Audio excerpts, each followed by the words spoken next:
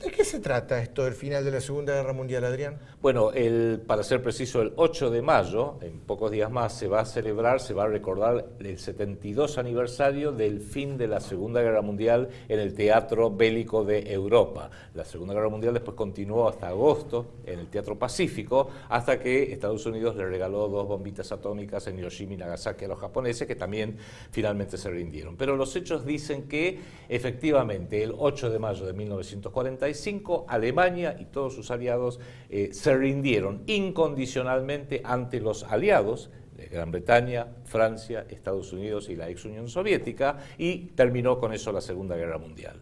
Siguiendo esta vocación que tiene el proyecto Segunda República de pensar con el cerebro propio, lo que implica no callarse y llamar a las cosas por su nombre, para evitar justamente seguir aplastados por la colonización intelectual que venimos sufriendo desde hace 40, 50 años, es que consideramos que es una oportunidad esta celebración, que el señor Trump va a participar en la ciudad de Nueva York como presidente del país más beneficiado, hacer algunas consideraciones al respecto. En primer término, recordemos que esa Segunda Guerra Mundial dejó a Europa devastada, dejó a la ex Unión Soviética devastada, dejó a Japón y a China devastada, pero Estados Unidos fue el gran vencedor, por así decirlo, porque no cayó una sola bomba sobre territorio norteamericano. Incluso los ingleses se la bancaron bastante mal con el Blitz de los bombardeos alemanes sobre Inglaterra, y esa debilidad fue el inicio del fin del Imperio Británico en su versión institucional de aquellos años. Pero Estados Unidos en realidad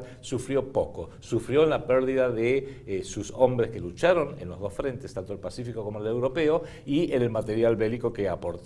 Pero en definitiva fue el gran beneficiado, tan es así que, finalizada la Segunda Guerra Mundial, el 50% del Producto Bruto Interno, mejor dicho, el Producto Bruto de todo el planeta Tierra, el 50% era Estados Unidos. Ahora bien, esta ha sido la guerra más trascendente y más catastrófica de la historia moderna de la humanidad. Inauguró la era nuclear con las 2 bombas de Nagasaki y Hiroshima. Dejó vencedores totales con un enorme poder sobre todo el mundo. Fue el mayor genocidio y exterminio de la humanidad, que dejó más de 100 millones de muertos de todos los bandos y una gran variedad de países. Se enfrentaron en Europa al menos 2 cosmovisiones absolutamente irreconciliables que lucharon a muerte. Una murió, la otra es la que sobrevivió y se quedó con el planeta entero.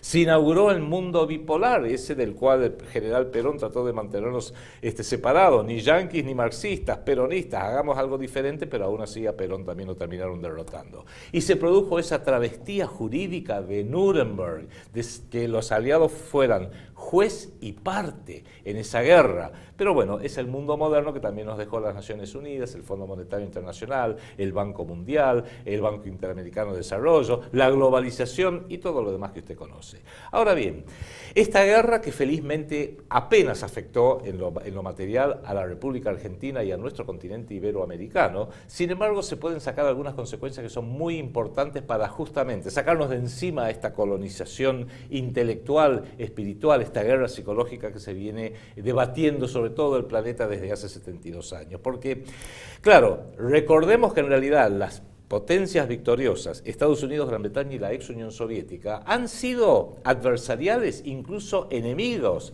del continente iberoamericano en general y de la República Argentina muy especialmente. En el caso de Estados Unidos, fueron los artífices de los principales golpes de Estado que hemos sufrido desde fines de la Segunda Guerra Mundial: el golpe de 1955 contra el general Perón, el golpe de 1961 contra Frondizi, el golpe de 1966 contra Ilía, el golpe de 1976 contra María Estela Martínez de Perón. El Reino Unido fue un enemigo militar directo en la Guerra de Malvinas de 1982, que, como explicamos en el bloque nacional, hoy seguimos pagando, 35 años después, las terribles consecuencias de esa derrota, donde también tuvimos que firmar un tratado de Versalles de claudicación. Y la ex Unión Soviética, no en forma directa, pero a través de la guerrilla, los movimientos guerrilleros subversivos, y a través de La Habana, Cuba, entre otras ubicaciones, también nos llevó su mal llamada revolución cultural, que fue una subversión que prácticamente nos llevó al borde de la guerra civil y sirvió de excusa para todos los golpes de Estado propiciados desde Estados Unidos. Ahora bien, es una ironía, pero las potencias derrotadas que supuestamente la guerra psicológica presenta como los grandes malos de la era moderna, Alemania, Italia, Japón, los países árabes, en realidad de la Argentina y de Iberoamérica nunca nos agredieron. Son países que han sido amigos nuestros. En definitiva, entonces y aún hoy, Alemania, Italia, que tiene una gran parte de nuestra población en la Argentina es de origen italiano, me incluyo, Japón, son países que jamás agredieron a la Argentina, jamás agredieron a Iberoamérica. Y sin embargo, cometemos el error catastrófico de asumir como enemigo propio a los enemigos de nuestros enemigos. Porque no es que podemos decir, bueno, pero los dos, no. Un conjunto de países, Estados Unidos, Gran Bretaña y la ex Unión Soviética, nos ha agredido y nos sigue agrediendo. El otro conjunto de países, los derrotados, Alemania, Italia, Japón, no nos han agredido, en definitiva. Con lo cual, máximo cuando uno considera, que Argentina fue neutral en esa Segunda Guerra Mundial, como lo fue en la Primera Guerra Mundial. Gracias a Hipólito Yrigoyen mantuvimos la neutralidad en la Primera Guerra Mundial Europea entre 1914 y 1918. Y gracias al general Farrell y al general Perón, en el gobierno que estaba hacia finales de la Segunda Guerra Mundial, también mantuvimos una neutralidad casi hasta el final, cuando declaramos la guerra al eje, al así llamado eje, justamente de común acuerdo con ellos. Neutral es no tomar bandos. Si no tomamos bandos entonces, cuando había una guerra caliente, ¿por qué habríamos de tomar bandos ahora? Porque Hollywood lo impone o porque la geopolítica de los poderosos lo quiere imponer. Tampoco digo de estar de acuerdo con los derrotados, pero por lo menos mantengamos una equidistancia. Ahora bien, eso no es asumir como enemigo propio al enemigo de mi enemigo, requiere pensar un poco con el cerebro propio, porque recordemos también otro dato que es incontrovertible. Estados Unidos y Gran Bretaña en la era moderna hace más de 120 años que están en permanente guerra contra casi todo el mundo. Fíjense, Estados Unidos le ha hecho la guerra desde 1898 a la fecha a España, a Alemania, a Italia, a Japón, a Turquía, a Corea, a Vietnam, a Irak, a Panamá, a Afganistán, a Siria, a Libia, a Nicaragua, a la República Dominicana, a Guatemala, a Granada, a Irán a través del golpe contra Mossadegh en 1953, contra la Argentina en la guerra de Malvinas y los golpes que recién mencioné, contra Sudán, contra Somalia, contra Yemen, contra Palestina, contra Venezuela, golpe del 2002, tentativa. Y el Reino Unido también, en guerra permanente contra Alemania, Italia, Japón, Turquía, Irán, Libia, Siria, Irak, Afganistán, India, la Argentina en la guerra de Malvinas, Sudáfrica, Palestina, África. En todo el continente africano, junto con los belgas, los franceses y los holandeses, causaron estragos.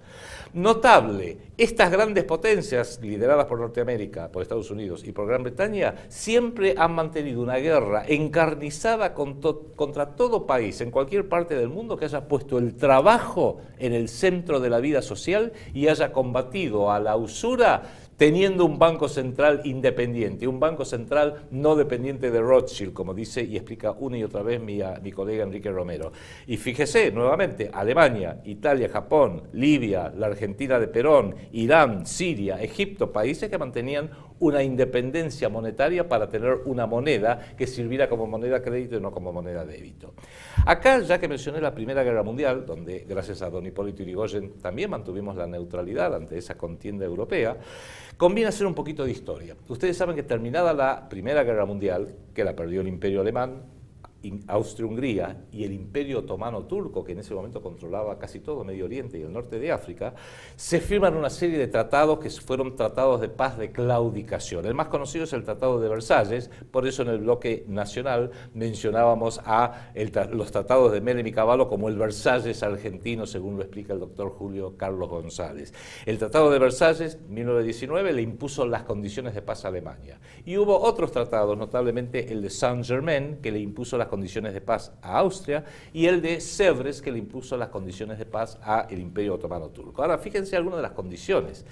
El Tratado de Versalles le prohibía a Alemania fusionarse con Austria, pero el Tratado de Saint-Germain le prohibía a Austria fusionarse con Alemania, que creo que es una forma de decir que tomaban conciencia que querían ser un solo país, y de afuera Estados Unidos, Gran Bretaña y Francia dijeron no lo vamos a permitir. Muy interesante. El Tratado de Versalles le impone al Imperio Alemán, esto es la Primera Guerra Mundial, en 1919, una reparación de guerra, que era una deuda pública exigible por las armas, por 132.000 millones de marcos oro, que a valores de hoy es prácticamente incalculable. Claro, incalculable e impagable. Cuando Alemania no pudo seguir pagando notablemente a Francia esa deuda, ¿qué hizo Francia? Invadió su zona industrial, el Ruhr, en la parte occidental de Alemania, y Alemania colapsó por completo y sufrió la mayor hiperinflación de la historia. El modelo Shylock, del que siempre hablamos. Se le impuso una deuda, una reparación de guerra, impagable para después tener la excusa de invadirla y quedarse con la zona industrial. A Alemania se le quita 1/3 de su territorio, las provincias de Posen, de Prusia Occidental, Soldau, Varmia, Masuria, Alta Silesia. ¿Para qué? Para reflotar a Polonia, que había dejado de existir en 1795, pero los aliados dijeron, a ver, reflotemos a Polonia. ¿Con qué la hacemos? Y con el territorio de los alemanes. Ah, muy bien.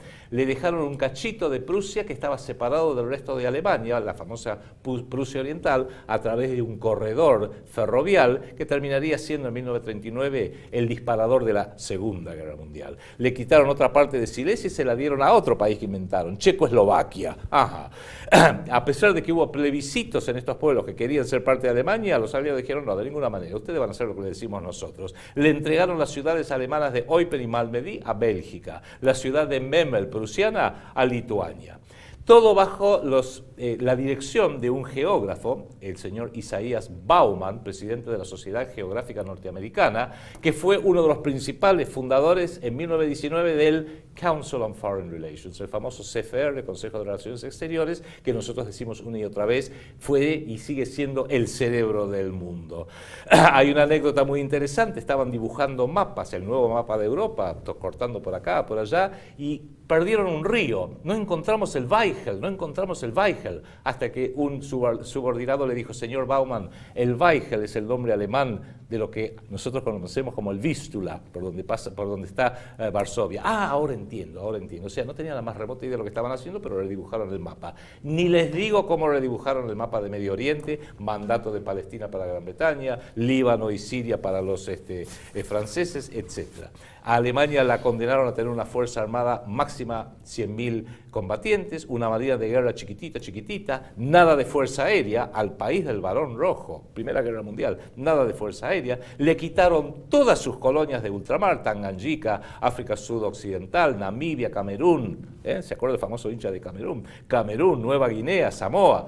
Y lo peor, le impusieron 15 años, 16 años, 17 años de corrupción, de perversión, de puteríos, porque no hay otra forma de describirla, social a través de los medios, a través del arte degenerado, una degeneración de lo que se llamó en esa época, fue breve, lo que duró la República de Weimar, porque tenía su capital en Weimar en vez de Berlín, que se parece mucho al Buenos Aires actual, pero eso es una mera casualidad. Y si quieren tener una idea de cómo fue eso, vea esa vieja película de 1972, Cabaret, con Liza Minnelli y con Michael York, que describe, creo que no se dieron cuenta, bastante lealmente cómo había caído moralmente toda Alemania en aquella época. Sí, también Bertolt Brecht, eso, sí, en su ópera Ascenso y Caída de la ciudad de Mahagoni, es maravillosa. Sí, señor. Y la ópera de los 2 centavos, ambas fueron hechas por Bertolt Brecht, la lírica y la música por Kurt Weill. Kurt Weill, sí señor, exactamente. O sea, hay muchas obras de teatro y de cine que describen cómo fue esa terrible época de la República de Weimar entre 1919 y luego en los años 30.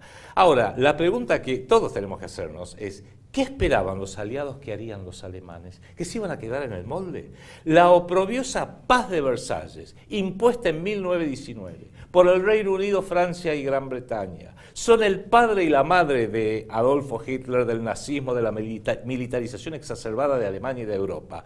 Es una corresponsabilidad que mató a 100 millones de personas en un odio irracional, estúpido y bochornoso que hoy está vomitando Trump en su exaltación del rol de Estados Unidos en la Segunda Guerra Mundial, el sionismo y todo Hollywood, que básicamente quizás son la misma cosa o por ahí anda. Recordemos también que la propia ex Unión Soviética en aquella época era el gran temor que tenían inclusive las potencias, los pueblos occidentales, por las terribles matanzas que realizaron en toda Rusia de su propia gente. Lenin, Stalin, Trotsky, que en realidad Trotsky se llamaba León Bronstein y fue uno de los principales canales de financiación a través de la banca Kuhn-Levin Company, de Jacobo Schiff, de Nueva York, de lo que sería la revolución bolchevique. Sokolnikov, Zinoviev, Kameniev, Litvinov.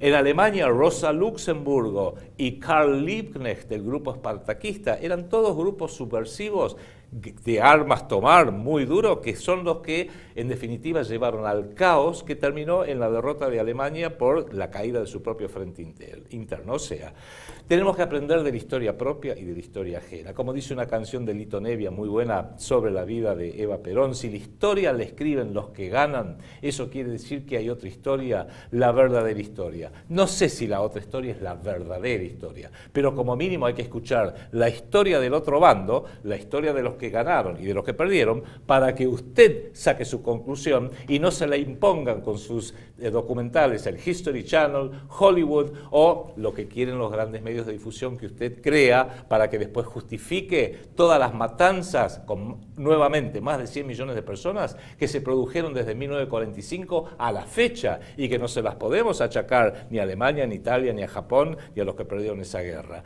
Quienes no aprenden de la historia están condenados a revivirla. Es en definitiva como un hombre o una mujer que tiene amnesia. Usted tiene amnesia y se le presenta cualquier farsante y le dice, yo soy tu amigo, soy tu mamá, soy tu papá, y como uno tiene amnesia, no sabe si le están diciendo la verdad o no, y por ende es particularmente vulnerable. Piense con el cerebro propio, haga el enraizamiento histórico que corresponde y empecemos a distinguir quiénes son nuestros verdaderos enemigos, quiénes son nuestros verdaderos amigos y por sobre todo, dónde está el interés nacional de la República Argentina y de nuestro continente ante el mundo que han creado estos victoriosos demócratas después de 1945, que han creado este espantoso mundo del nuevo orden mundial y de la globalización.